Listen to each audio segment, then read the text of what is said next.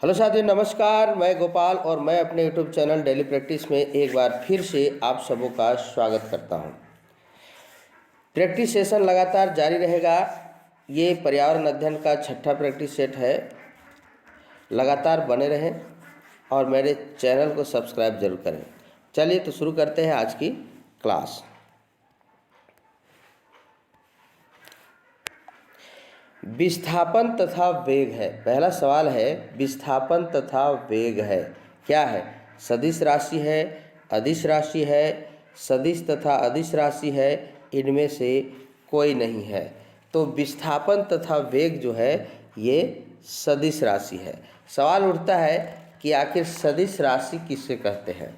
ठीक है, तो देखिए, कोई भी भौतिक राशि को मापने के लिए जो है अंतर्राष्ट्रीय रूप से दो तरह का मानक इकाई को माना गया है। एक सदिश राशि, दूसरा अदिश राशि। अदिश राशि किसको बोलते हैं? तो अदिश राशि जो है, अदिश राशि ऐसी राशियां जिनमें केवल परिमाण होता है, दिशा नहीं होती है। अदिश राशियों में केवल परिमाण होता है ना। अदिश राशियों में केवल परिमाण होता है, दिशा नहीं होती है ना। तो उसे कहते हैं अदिश। जैसे जैसे द्रव्यमान, चाल, आयतन, कार्य, समय, ऊर्जा, विद्युत धारा, ताप, दाब, ये सभी। ठीक है। और सदिश राशि किसे कहते हैं? तो सदिश राशियों में परिमाण भी होता है, सदिश राशियों में परिमाण भी होगा, है ना, और दिशा भी होगी, दोनों होगा।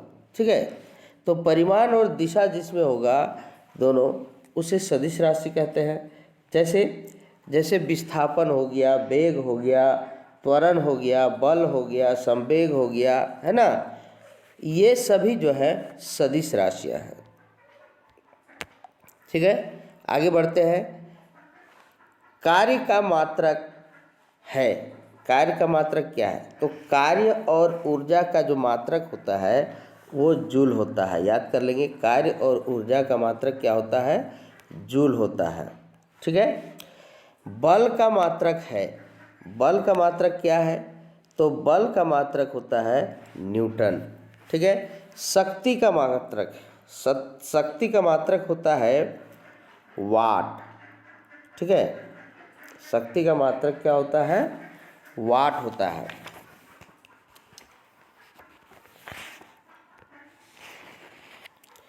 इस तरह से हम लोग विभिन्न तरह के जो एसआई मात्रक है उसको याद कर लेंगे, ताकि आने वाला जो एग्ज़ाम है उसके लिए हम लोग तैयार हो सके।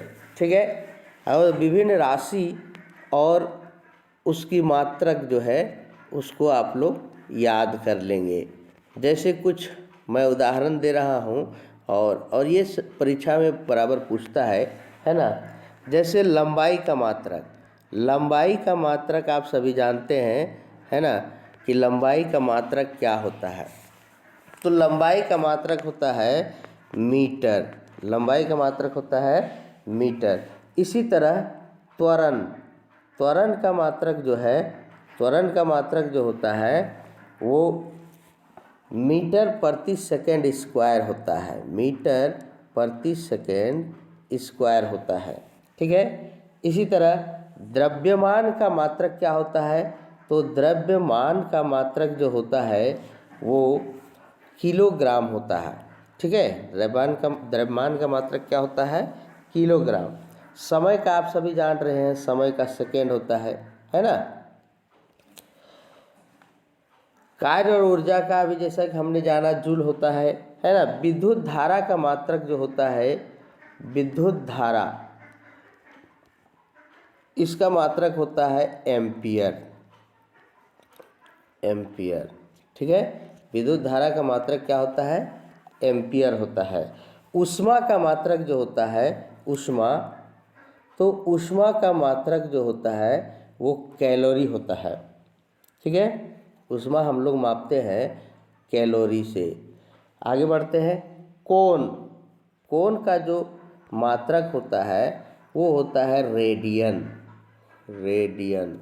ठीक है, कौन का मात्रक होता है? रेडियन। बल का मात्रक अभी हम लोगों ने जैसे जाना न्यूटन। ठीक है, बल का मात्रक न्यूटन।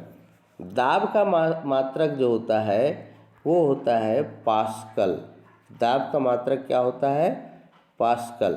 ठीक है, इसी तरह एक दो और जान लेंगे हम लोग। शक्ति का तो 8 जान लिए। अगर क्षेत्रफल का मात्रक पूछे तो इसका हो जाएगा वर्ग मीटर। वर्ग मीटर। ठीक है, इसमें थोड़ा लिखने में प्रॉब्लम हो रहा है ना। और आयतन का यदि पूछे तो उसका घन मीटर होता है। आयतन का मात्रक जो होता है घन मीटर। ठीक है, घन मीटर होता है। ठीक है, आगे बढ़ते हैं। चाल या वेग का मात्रक चाल और वेग ये दोनों का मात्रक जो होता है मीटर प्रति सेकंड होता है। मीटर प्रति सेकंड होता है। ये सब आप लोग रट्टा मार लीजिएगा। आवृत्ति का मात्रक जो होता है, आवृत्ति हर्ट्ज जिसको बोलते हैं, है ना, तो इसका मात्रक होता है हर्ट्ज। ठीक है, आवृत्ति का मात्रक हर्ट्ज। चलिए आगे बढ़ते हैं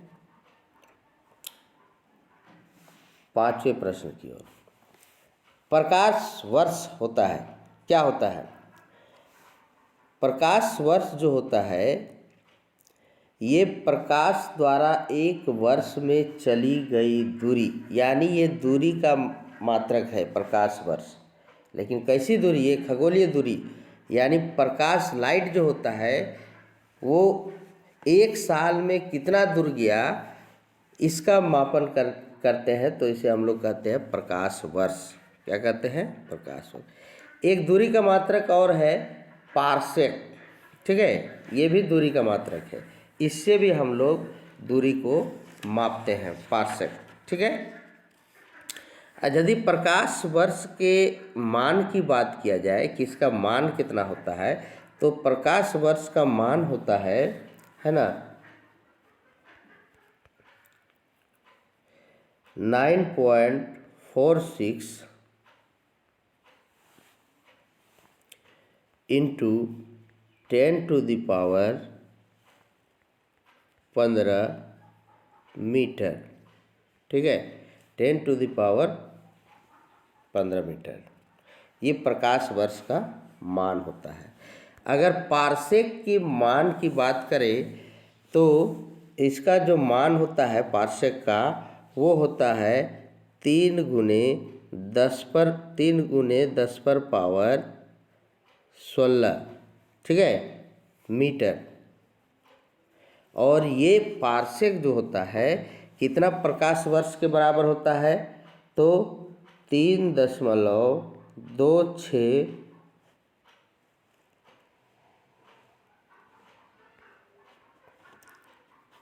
प्रकाश वर्ष, इसके बराबर पार्सेक का मान होता है। एक पार्सेक बराबर 3.26 प्रकाश वर्ष।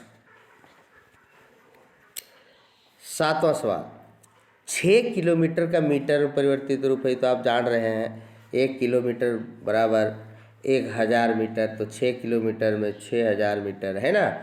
उड़ती हुई पतंग किस प्रकार की गति करती है? अब देखिए यहाँ गति से सवाल आ रहा है। तो पतंग जो है, जो जब उड़ती है पतंग, है ना, तो वो किस प्रकार की गति करती है, कैसी गति करती है? तो ये पतंग जो है ये वक्ररेखीय गति करती है। इस तरह से सरल रेखा सीधी होती है, वक्र रेखा इस तरह से होती है। तो सीधी गति यदि होगा तो रेखीय गति, और इस तरह से यदि गति करती है वक्र गति तो वक्र रेखीय गति। तो उड़ती हुई पतंग कैसी गति करेगी? तो ये हो जाएगा बी नंबर, वक्र रेखीय गति। ठीक है, बढ़ते हैं नेक्स्ट प्रश्न की ओर। 9वें सवाल की ओर आते हैं हम लोग। कुम्हार के चाक की गति किस प्रकार की गति का उदाहरण है? देखिए यहाँ पे थोड़ा सा आपको लगेगा, है ना, समझने में। सरल रेखीय गति तो आप जान रहे हैं, सीधा सीधा गति करेगा। तो आवर्ती गति जो बार बार निश्चित समय में, है ना, निश्चित समय में किसी वृत्ताकार पथ पर जो घूमते रहेगा, एक ही समय पे यहाँ पे लगातार घूमते रहेगा, है ना, या फिर एक ही समय पे लगातार कोई, जैसे पेंडुलम का जो गति है ना, एक ही घूमते रहता है लगातार, यहाँ से यहाँ, यहाँ से यहाँ हिलते रहता है, ठीक है। तो ये सभी जो है आवर्ती गति के अंतर्गत आते हैं। घूर्णी गति क्या है? घूर्णी गति किसी निश्चित जो उसका धुरी है, जैसे लट्टू का गति को आप समझ सकते हैं, निश्चित धुरी में वो घूमता रहता है, तो घूर्णी गति होगा। वृत्तीय गति वृत्तीय पथ पर जो घूमते रहेगा, जैसे पृथ्वी का जो है सूर्य के चारों ओर घूमना, ये वृत्तीय गति है। लट्टू का घूमना ये घूर्णी गति है, इसको घूर्णन गति भी कह सकते हैं, है ना, ठीक है। पृथ्वी अपने धुरी पर भी घूमती है, अपने स्वयं जब घूमती है तो वो घूर्णी गति कहलाएगी, लेकिन वही पृथ्वी जब सूर्य के चारों ओर घूमती है तो वो कौन सी गति कहलाएगी? वृत्तीय गति कहलाएगी, ठीक है। तो इसको आप समझ गए होंगे। चलिए बढ़ते हैं प्रश्नों की ओर। तो कुम्हार के चाक की गति क्या कहलाएगी? ये कुम्हार की चाक की गति घूर्णी गति या घूर्णन गति, ठीक है। घड़ी के पेंडुलम की गति को हम लोग कह सकते हैं आवर्ती गति। ऐसी राशियां जिनमें केवल परिमाण होता है, दिशा नहीं होती है, अभी कुछ देर पहले हम लोगों ने डिस्कस किया है ना, सदिश राशि और अदिश राशि। तो जिसका केवल परिमाण होता है, दिशा नहीं होता है, उसे हम लोग कहते हैं अदिश राशि।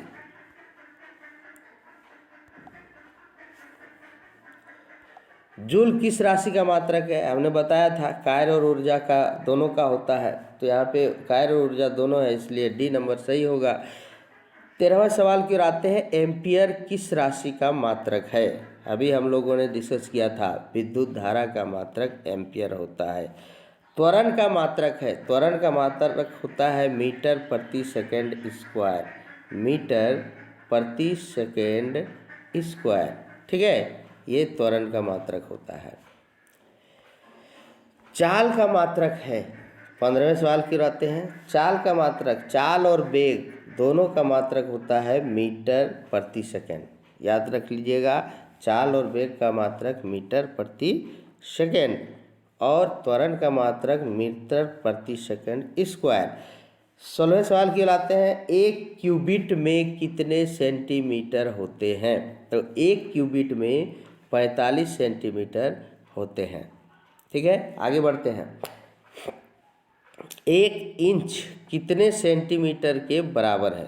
तो एक इंच जो होता है 2.54 सेंटीमीटर के बराबर होता है, आप सभी को जानते हैं। और 12 इंच में 1 फीट होता है, 12 इंच में 1 फीट होता है ना। और 1 गज बराबर जो होता है वो 3 फुट होता है। 1 गज 3 फुट के बराबर होता है, ठीक है। तो इसको भी थोड़ा थोड़ा नॉलेज रख लेंगे। आगे बढ़ते हैं। 1 सेंटीमीटर कितने मिलीमीटर के बराबर होता है? तो 10 मिलीमीटर बराबर 1 सेंटीमीटर होता है। कभी कभी छोटे छोटे प्रश्न में आपको उलझाया जा सकता है ना, इसलिए ये सब का भी अभ्यास कर लेंगे। 19वें सवाल की ओर आते हैं। सीधी पटरी पर चलती रेलगाड़ी की गति है। अब देखिए, सीधी पटरी पर जब रेलगाड़ी चलती है तो उसकी गति क्या कहलाएगी? सरल रेखीय गति कहलाएगी, है ना। अब आते हैं 20वें सवाल की ओर। मकान की छत से नीचे गिराए गए पत्थर की गति। अब जब पत्थर गिराएंगे तो वो भी सीधी गिरेगी, यानी उसकी गति होगी सरल रेखीय गति, ठीक है। तो आज के लिए बस इतना ही दोस्तों, ये पर्यावरण अध्ययन का प्रैक्टिस सेशन था।